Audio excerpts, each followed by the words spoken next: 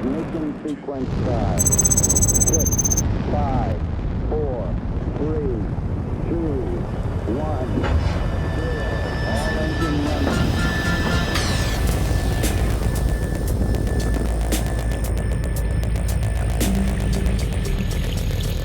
Соёлоор нэвтрүүлгийн маань шинэ дугаар эхэлж байна.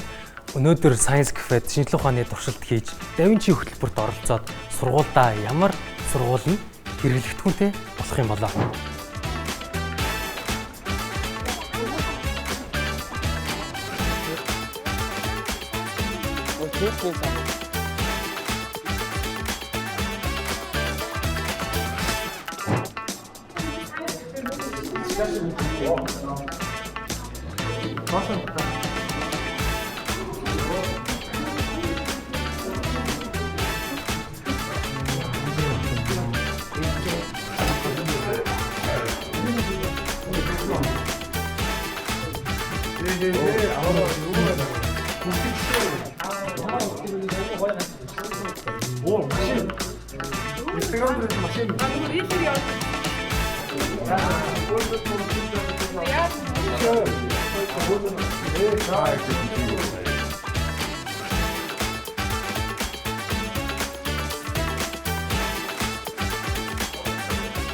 За Science Cafe-д орж ирээд сэтгэл ямар санагдаж байна?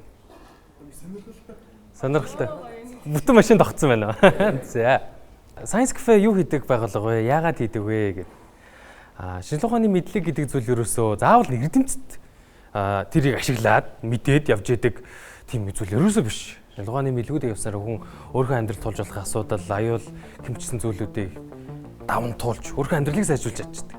Нийгэм өөрөө тэр дундаж нийгмийн дундаж шинжлэх ухааны мэдлэг сайн байснараа бид нэр нийгмээрээ дараагийн алхмууд руу урд явд. Нийгэмдэр ер нь бол хүн болгонд хэрэгтэй зүйл гэсэн. Туршилтын ивентийг хөтлж болох багш нартай хэлээ сайн уу гэдэг. За. За бид нөө.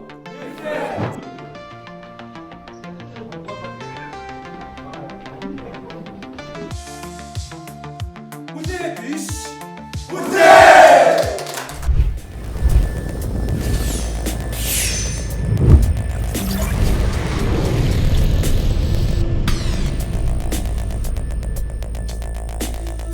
Өнөөдрийн өртөн дээр юу үзэх вэ гэхээр соронзонтой холбоотой зүйлүүдийг үзэх нэ.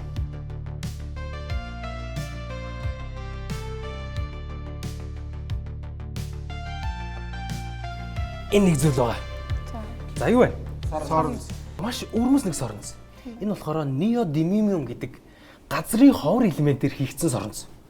Зөвхөн тэр газрын ховор элементээр хийгдэн. Яахаар өвөрмөц вэ гэхлээр энэ болохоор ийм байнгын соронзон дундаас хамгийн хүчтэй. За тэгэхээр та хэд гоё мэдрүүлээ. Хэр хүчтэй вэ гэдгийг. За. Энэ дотор нэг бас соронзыг багалсан байна тийм ээ. Яагаад багалсан бэ гэхээр хитрхи аюултай. Ямар нэг юм очоод өөрөө хагалж ивдлээд эсвэл өөрийгөө ивдчих гээд идэг талтай гэсэн. Тийм болохоор зөөлөвч хийсэн байна гэсэн. За манай хүү гараа урагшаа ингэ барь та. За шанах шиг юм гарын юм хэлбэрт оруулаа шүү заяа. За би соронз дээр нь тавилаа. Ямар нэгэн төмөр зүйл байхгүй те. За би доор нь очлоо. Эргүүллээ. Ган дээр нэргээд шүү дээ. Яаж өдрээд чи. Гэж үрж яхад. Ийм хол зайнаас хоорондоо харилцан үргэлжлээд байна гэсэн. Үзхөө. Юу. Хөртөл хэлбэр яаж. Тийм энэ таталтад гар урж байгаа газ. Тийм. За. Гэж үрж байна. Амар юу юм. Бид зүгээр энд ингээл эргүүлэхэд дагаад ирээд байгаа ч тийм. Тийм. За юу вэ? Зэс. Яг зүдээ зэс соолоо байна те. Соолоо би тавилаа. Удааш. Голдоо сол. Юу ажиглагдав? Удаашчлаа. Удаашсан те. Таллаас зүтгэлцээд. Тийж те. Удаашилж. За та өөртөө барьж байгаа дээрэс нь хийгээд дээрэс нь хараад үз. Юу. Амар удаа. Агаар төвж байгаа юм шиг харагдсан. Юу. Дэлхийн татах хүчийг эсрүүцэж байгаа юм шиг харагдаж байна те. Удаашраад. Үгүй амар удаа. Хөөд. Гатц. Амар гоё смутер. Юу болоод байгаа юм бол? За юу гэхээр цахилгаан орон соронзоо хоёр сашуу холбоотой. Маш сашуу. Энэ соронзоо өөрөө бид нар түр харсан соронзон орон ялгаруулж ирсэн тийм. Соронзон орныг хурцтгалтай хөдөлгөхөөр хувьсах соронзоо ор үүссэн. сорон зоор нь өөрчлөгдөж байна л гэсэн үг. Хувьсах сорон зоор нь харин ямар нэг сонин зүйлд өөрчлөгдөг вэ гэхээр хувьсах сорон зоорны нөлөөнд цахилгаан гүйдэлгүйч хэл. Энэ дотор. Тэс чи өөрөө яадаг материал лээ. Цахилгаан маш сайн дамжуулагч те. Маш сайн дамжуулагч болохоор энэ дотор хурдан гүйдэлгүйгээд тэр гүйдэл өөрөө дахиж сорон зоороо өөрөөсөө ялгаруулад тэр нь энэ соронзны тогтмол соронзын яг эсрэг нь. Тийм болохоор энэ хоёр хоорондоо харилцан хурдтгалтай байхыг хүсэхгүй байна. Би биний хажууд харилцан тогтмол байхыг хүсэж байна гэсэн үг. Тийм болохоор дэлхийн татах хүч татаад доош нь хүчтэй татангууд эсэргүүцээд энэ гүйдлийг эдигийн гүйдэл гэж нэдэг. Эди current. Соронзон гэдэг зүйл тэгэхээр маш сонирхолтой, баг гिचди юм шиг санагддаг юм харилцан үйлчлүүд байдаг байхад тэрийгээс дагаад хэрэгжиж идэг. Маш их хэрэглээ яг зүйтэй.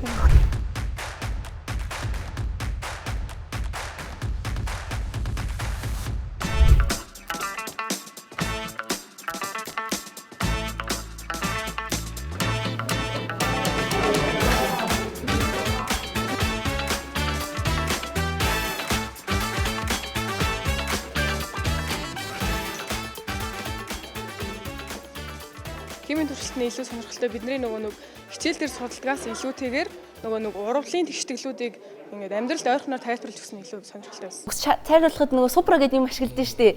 За тэр супрад пероксид ашиглагддаг.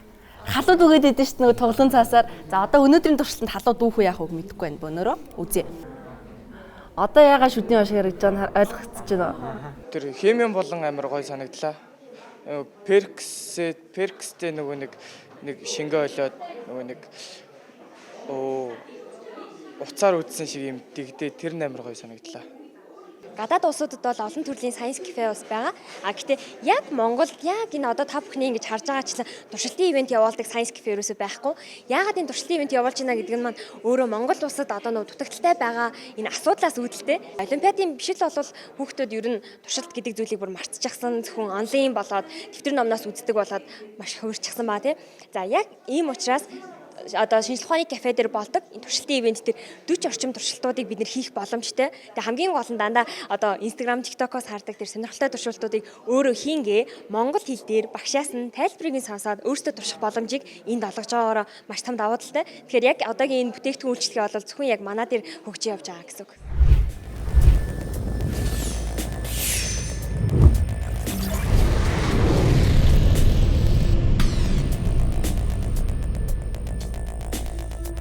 За тэгэхээр би одоо нэг эрдэмтэн таалгана.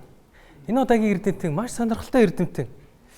Тэгээд би хүмүүсийн хамгийн их мэддэггүй фактаас нь мэддэг факт хүртэл хэлээд явна. Энэ эрдэмтэн дорн дахинд одон орон судлал, цаг тоолол, математик, зэрэг, шинжлэх ухааныг таниулж явсан эрдэмтэн. За шууд тэнцэнээс гараа өргөсөн. Галилей мөн үү? Галилей биш ээ. Гоё хариулт. Тэгтээ биш. За өргөжлүүлье. Энэ эрдэмтэн Монгол гаралтай эрдэмтэн. Энэ эрдэмтэн тригонометрийн болон логарифмын гэх мэтчлэн математикт маш олон бүтээл үлдээсэн. Энэ эрдэмтэн нээлт хийсэн үү?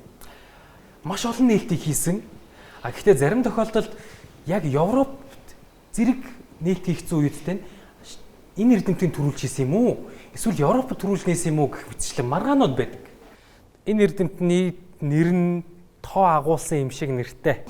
Тоо гэхлээр мянган, тоотой гэхлээр мянган гэсэн нэртэй. За хариултыг авъя. Мянгат гэдэг эрдэмтэн. Шараан мянгат гэдэг эрдэмтэн. Сонсчихсон уу? За тэгэхээр хэдүүлээ энэ суут Шараан мянгат гэх эрдэмтнийхаа тухай нэмэлт мэдээллүүдийг үздэцгээе. Шулуун цагаан хошууны Монгол үндэстэн Шараан мянгат энгийн нэгэн Монгол айлын хүүгээс дорны их математикч, одон орон цаг тооллын судлаач болжээ. Шараан мянгатын үлдээсэн тоо томшгүй их судалгаа бичвэрүүд нь түүнийг таалалд өгснөөс 100 жилийн дараа олцсоор байсан. Европт Эйлер, Декарт гэх олон эрдэмтэд математикийн цар хүрээг тэлж байх нэгэн цаг үед тэрээр тригонометр, логарифм, хязгааргүй цуванд задлж шийдэх аргачлал зэргийг нээсэн нь түүнийг их математикчтай дүүцэх гайхалтай судлаач байсныг харуулж байна. Тэрээр эдгээр мэдлэг чадваруудаа ашиглан манж гүрний тэнгэрийг хянах яамыг удирдан маш наривчлалтай цаг тооллын систем, гүрний газрын зураг, нар сарны хэрэглэлтийн тооцоолтыг хийдэг байжээ. Түүний хийсэн тооцооллуудыг Япон зэрэг улсууд шууд авч хэрэгжилж ашиглаж байснаар нь ямар оновчтой байсныг харж болох юм. Мөн Катланы тоо, Питок хөвч номон задлж тооц гаргачлыг хийсэн бичвэрүүдээс нь түүнийг шинжлэх ухаанч сэтгэлгээ ихэд хөгжсөн байсныг нь илэрхийлж байна. Магадгүй шараа мянгат шиг эрдэмтэд зүүн Азад олон байсан бол шинжлэх ухаан, математик Азад тэргүүлж өгч байсан байж болох юм аа.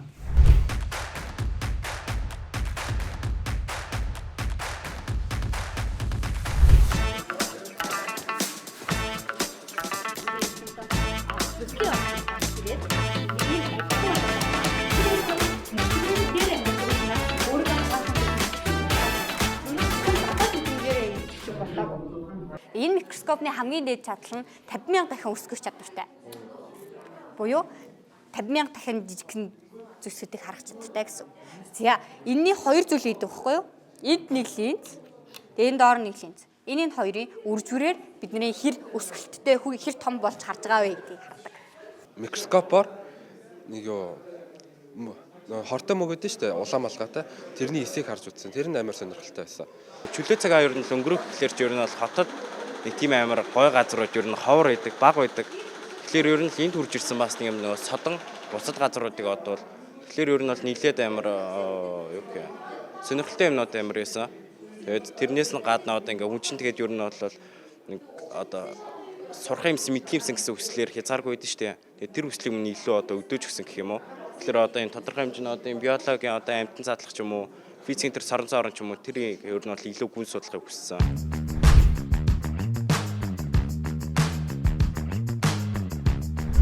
За, энийг барьж байгаа дийш хийгээд үзье. Харъя. Яаж юм? Орохгүй юм тий. Яг уу ямар шийдэл боловсруулж болох вэ? Нөгөө талаас нь хийж юм шүү. Бас болох юм тий. Шүт за би тэгвэл бодлогоч өөрчлөө. Чи энэ талаасаа шийд тэр асуудлаа. Гэвэл яах вэ? Ямар шийдэл болох вэ? Эргүүлээл үзье. Оо яг зүйтэй. Эргүүлсэн чинь явчлаа тий. Энэ хасах цэнийг нь яг явуулсан. Түрүүн бидний ярьсанчлан цахилгаан гүйл эргүүлээд сорон зоороо үсгээд байгаа гэсэн тий. Тэнгүүд батарейны хоёр талд нь соронц тавьсан. Соронц шүүрээ бас цахилгаан дамжуулаад байна шүү дээ. Тэгээд тухайн явж байгаа мөч бүрдээ ингээд таслагдчихж байгаа тий. Энчнээс ийшээгээ тог гүөх шаардлагатай. Тог гүнгүүд энэ өөр гүөх шаардлагатай. Энэ өөрөө нэг тийм гоё шулуун зам биш байна тий. Тийм болохоор яах нь вэ? Эргэлдгээс аргагүй байна нэ. Эргэлдэж явах явцдаа ямар гарын дүрм блэ? Баруун гарын дүрм тий. Гүйдлийн чиг ийшээ байхад соронзон орны чиг нь дээшээ. Тэнгүүд энийг баах ингээд тойруулаа эргүүлчих. Тэ? Энэ би энэ хуруудыг эргүүлээл шүү дээ. Юу өөрчлөгдөхгүй байна. Чиг нь өөрчлөгдөхгүй. Соронзон орны чиг өөрчлөгдөхгүй байна тий. Тэнгүүд яг энэ ороомог дундуур соронзон орны бүгдээрээ нэг чигтэй болчихгод энэ олон давхар ороомог соронзон орнууд нь би нэгээ нэмээд тэгээд би минийх эсрэг соронзон орон болохоор аль нэг нь хөдөлгөөс аргагүй хөлж чадчихвэл. Тэгээд метро шиг зүйл болчихно гэсэн. Зя. Одоо тэгэхээр би та хэдэ даалгавар өгнө. Ямар даалгавар өгөх вэ гэхээр соронзон гүйдлийн хөдөлгүүр хийж өгөх хэрэгтэй. За бах байна, зис байна, батарей ч юм байна, даалгавар та. За би цаг харна. 5 минут.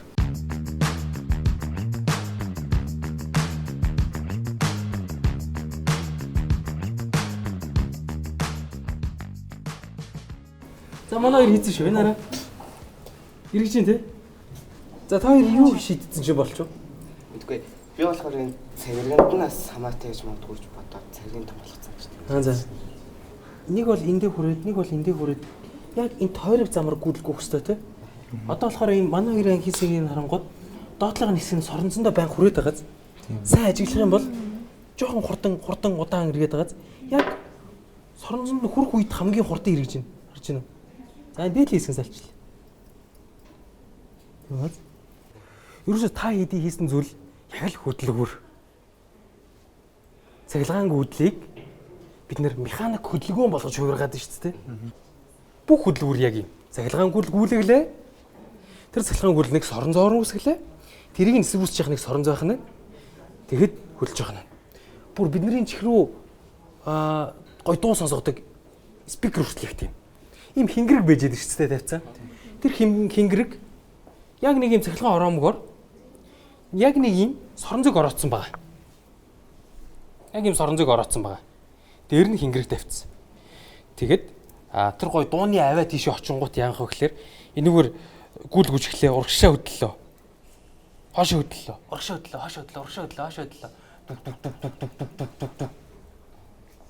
Цахилгаан энергийг механикийн энергиор шилжүүлжлээвэл бид нэр ямар нэгэн байдлаар соронзон орон ямар нэгэн байдлаар цахилгаан өгүүлэл дандаа ашигладаг байна. За соронзны хамгийн сүүлийн зүйл миний маш дуртай зүйл тэр нь болохоор энэ. Юу вэ? Бэх үү? Бэх шиг харагдаж байна. Мундаг төмөр.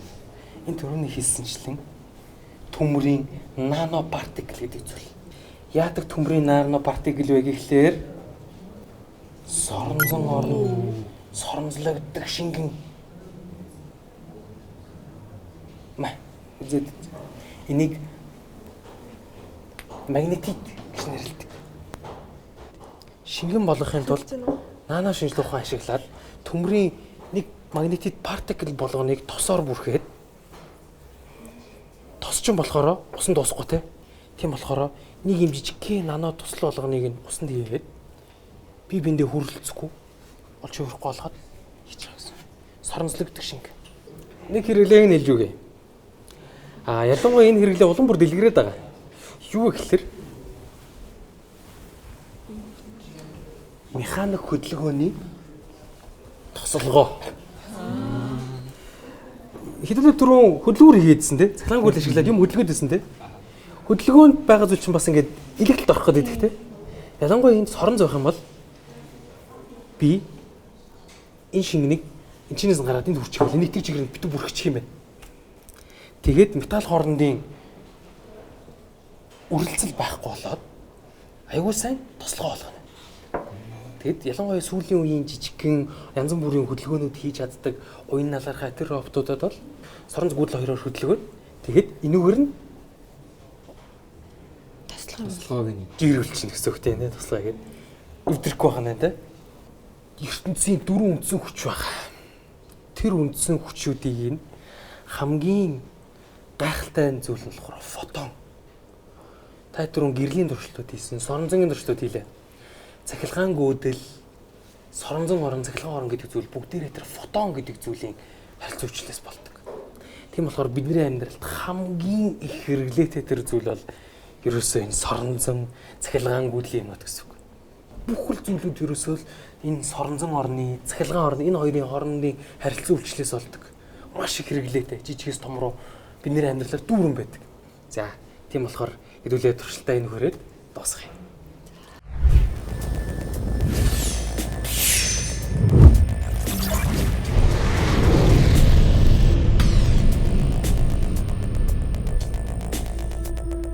Хамгийн таалагдсан нь одоо гэрэл дээр л аягүй таалагдлаа. Тэгээ ер нь мэдхгүй юм шууд мэдээд авчлаа. Тэгээд энэ аягүй гоё байлаа. Бүгдээрээ л аягүй гоё сонирхолтой байлаа. Яг биологийн туршилтуудыг сонирхолтой санагдсан. Яг зөвхөн яг утсан дээр л харж исэн юмнуудыг боддоор одоо гаргаж ирж чадсан. Одоо хүрхийг хүсэж исэн гэвэл одоо тий цахилгааны тэр койл тий цахилгаан койл эдрийг бол харах бол надад үнэхээр таатай байсан. Химийн туршилт нь яг ингээл байнга ингээ багш нарын ярьдаг химийн хичээл дээр ингээд онлайн ингээ байнга үзсэн мөртлөө амьдрал дээр хийж үзэж байгаагүй хооронд нь болохоор ингээ ямар хүн гарна ингээ ямар шүтлэгтэй болж бүгднийг ингээ өөрөөрөө мэдэрх амар сонирхолтой санагдаа цаанаасаа ингээ нүүрэнд бишэл тодроод нийттэй ч гэх юм уу тийм амар сонирхолтой. Ер нь бүгдээрээ л амар гоё. Тэгэл мэдгүй юм мэдж байгаа юм чи гоё л энэ да. Цахилгаан гүйлийн туршилт нь хамгийн сонирхолтой байсан. Амар тийм гоё шинэлэг амар гоё байсан. Тэгээ нөгөө нэг яг физикийн хичээлээр бидний үздэг юмнууд чинь ингээд бид нар чинь яг нэг тийм онлоор үзчихдээ шүү дээ. Тэр юмнууд ингээд яг бодтоор ингээд биедээ хүрээд хараад амар гоё лаа. Да Винчи хөтөлбөр гэдэг бол яг л бидний асуудал одоо шийдэх гээд байгаа тэр тухайн зүйл маань ихэнх сургуулиуд одоо нөгөө нэг микроскопоо ингээл хадгалдаг барьдаг те. Учир шалтгаан нь эвдэрсэн тохиолдолд багш нь өөрөө төлөх нөхцөл төрөх гээд байна. Тэгэхээр бидний ерөөсө хоёрхан тавьж байгаа нөхцөл байгаа. Нэг нь эвдэрсэн тохиолдолд хинч нөхөн төлөхгүй. За хоёрт энийг тухайн сургуулийн бүх сурагчид нээлттэйгээр ашигладаг, суралцахдаа байнгын одоо даатал болгодог, за туршилтаа одоо хичээлийнхэн бусад цагаар ороод ашигладаг байдлаар сургуулиуд хэрэглэгдэхүүн болгоод өгч байгаа. Тэгэхээр энэ туршилтын энэ Да Винчи хөтөлбөрт хамрагдах ганцхан үзүүлэлт байгаа. Тухайн сургуулийн маань 450-аас дээш сурагчид маань ердөө 29,500-ийн төлбөрөөр төлөөд бүгдээрээ өөрсдөө туршилтын ивентэд 2 цагийн турш хамрагдсны дараагаар сургуультайгаа яг энэ хилцээрээ хийгээд тэгээд сургуульд бэлэг болгоод өгч байгаа гэсэн. Тэгэхээр ихэнх сургуулиуд маань эдгээр хэрэглэгдэхүүн нэгт бэлэг болгож очиж байгаа. Хоёрт хүүхдүүд маань өөрсдөө нэг удаа ч гэсэн сургуулиасаа гадуур яваад экскурс аялал байдлаар Science Cafe дээр ирээд туршилтаа хийх боломжийг нас бүрдчихэж байгаа. Тэгээ Science Cafe-гийн туршилтын хамгийн давуу тал онцлог нь 40 орчим туршилтуудыг 2хан цагт багтаагаад хийж байгаа гэдгээрээ маш том давуу тал. Тэгээ дан ганц зөвхөн химээ ч юм уу физик гэхээс илүүтэйгээр бусад өөр энэ салбар судалгаануудыг бүгдээрээ хоорондоо нэг юм байна. Шинжлэх ухаан гэдэг чинь цогц зүйл юм байна гэдэг ойлголтыг энэ үүх юм боломжинд бүрдэж байгаа юм зүйл байна.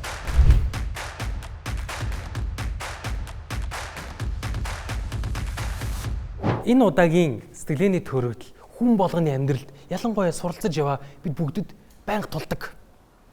Энийн нэрийг Даннинг-Крюгер эффект гэж нэрлэдэг. За. Энэ зургийг өмнө харж байсан байна уу? Энэ нөгөө физик ном дээр байдаг тий. Физик ном дээр байж магадгүй. Бүх салбар дээр байж магадгүй. За, тайлбарлаж өгье. Хоёр эрдэмтэн Даннинг-Крюгер гэдэг хоёр эрдэмтэн нэг судалгаа хийсэн юм байна. Ямар судалгаа хийсэн бэ гэхээр хүн ер нь мэдж байгаа зүйлд ихэр ихтэй байт юм бэ гэд. Эхлээд хүмүүсийг шалгалтанд оруулахаас өмнө нэг салбар хэлээд за энэ салбарын таны мэдлэг хэр вэ гэд өөрөөр нь оноогийн дүгнүүлсэн. Тэгэд шалгалтанд нь оруулж ирээд өөрийгөө хэр гэж бодсон тэр дүнгийг нь жинхэнэ авсан дүнтэй харьцуулсан юм байна. Тэгсэн чинь нэг сонирхол ажиглагдсан. Тэр салбарын тухай хамгийн өндөр мэдлэгтэй байгаа хүмүүс ер нь тодорхой хэмжээний өөртөө итгэлтэй байд юм байна. Тэр салбарын тухай хамгийн бага мэддэг хүмүүс хамгийн их мэддэг хүмүүстэй адилхан өндөр өөртөө итгэлтэй байдаг юм байна. Тэр салбарын дундаж ахиу мэдлэгтэй хүмүүс яг өндөө өөртөө итгэл маш бага байд юм байна. Энэ график тэрийг үзүүлж байгаа гэсэн үг. Энэ графикыг хэдүүлээ харъя. Дээшээ ямар зүйл вэ? Өөртөө итгэл байна те. Энэ салбарыг би өөрөө хэрэг сайн мэдж байгаагаа би өөрөө мэдж байна гэдэг тэр зүйл байна энэ. Өндөр байх юм бол амар өөртөө итгэлтэй байх нь. Би энэ салбарыг сайн мэднэ. Оо тэр чинь ийм штэ гэдэг. Тэгэд яаж ийн? Дараа нь мэдлэг нэмэгдээд их тусмаа. Бууж эхэлж जैन те. Тэрнээс хойшоо маш удаанаар нэмэгдэж байгааз та эндээс ямар хэрэглээг нь мэдэж авах хэрэгтэй вэ гэхээр ямар нэг зүйлийн тухай салбарын тухай маш их мэддэг юм шиг санагдаж ивэл чиний байж болох газар хоёрхан газар байгаа. Нэг бол дөнгөж мэдэж эхэлж байгаа юм байна. Нэг бол маш удаан судалсны хугацаанд ингэж явж байгаа юм байна. Энэ нэг доошо урууддаг үе байгааз энэ гулсуур үе маш боломжтой байх хэрэгтэй. Яг тэгэхээр энэ үед хүн тухайн салбарыг судалж явах үедээ хэцүү санагдаж эхэлдэг үе. Яг зүйтэй шантрах гэж байгаа юм шиг хэцүү байдаг үе гэсэн үг. Нэг зүйлийг мэдээлээдэг, судлаалаадаг, хичээгэлээдэг яг үнэндээ мэдэхгүй зүйл нь улам бүр ихсээд идэх байна. Энэ хэсэгт төвчээртэй байгаарай. Ямар нэг зүйлийг өөртөө итгэл чинь буурж ил байх юм бол яг үнэндээ мэдлэг чинь үнэхээр нэмэгдэж байгаа. Тэр үеийг давчих хэрэгтэй гэсэн үг. Энэ цэгээс хоошоо ямар байх нь вэ? Хамгийн жаргалтай үе. Яа тэгэхээр юм мэдих тусам өмнө нөгөө мэдэхгүй олон зүйлүүд нь хоорондоо холбогдож ирээд улам бүр утга учир уялдаа холбоонууд нь толгоонд бууж эхлээд баг багаар илүү ихээр мэдээд илүү ихээр уялдаа холбоотой болоод өөртөө итгэдэг болдог гэсэн. За ихэнх хүмүүс хаан шантардаг байна.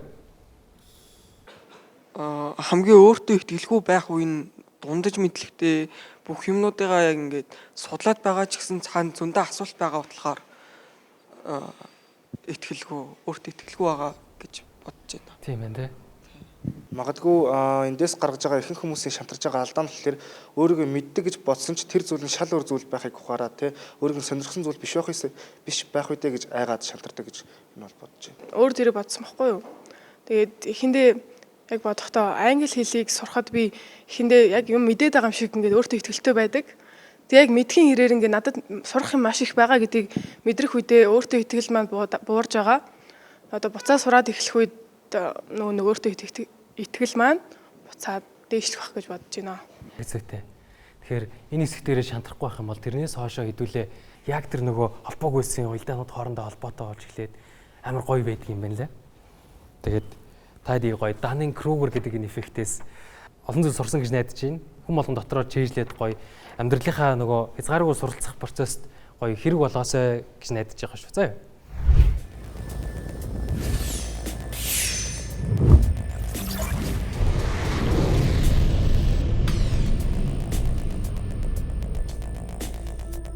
Өнөөдөр гэрт өгөх туршилттайгаа гэрийн даалгавартайгаа танилцсанаа.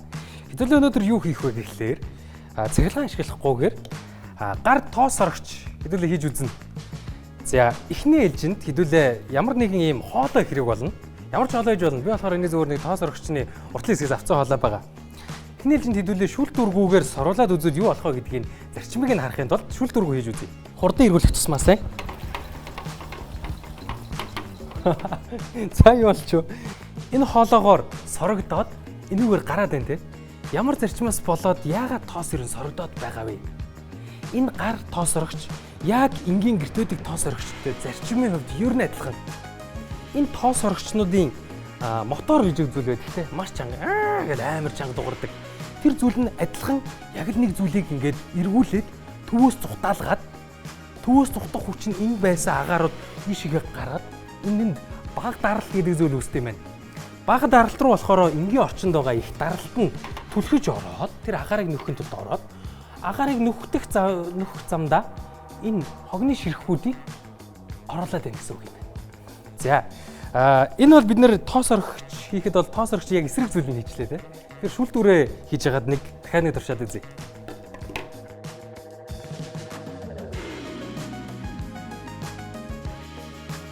За хэдүүлээ үлдсэн цааснуудаас соруулах гээд үзье.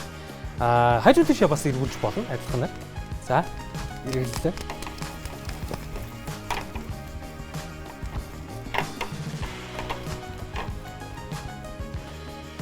За юунада цааснуудаа соруулчлаа. Манай фильтрэн дээр нь цааснууд нь бүгдээрээ цугларчлаа. Төвөөс цухтаах хүч болон агаарын их бага даралцтай холбоотой энэ туршилтыг та хэд маань гэртээ хийгээд үзээрэй. Тэгээд бид нар дээр хийсэн бүтээлээ авчихад бол Science Cafe-гийнхан бүтээлтэй нь гоё танилцаа. Дээрээс нь нөгөө уух зүйлээр дайлдаг байгаа шүү.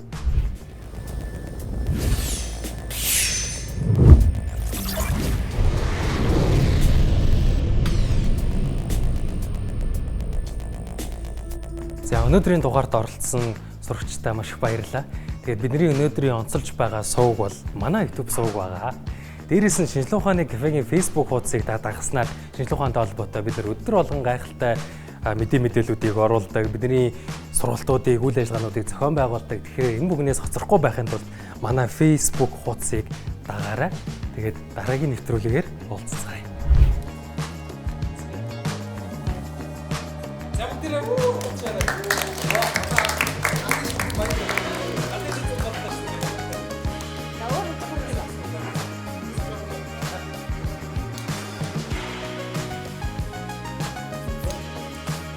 Gracias.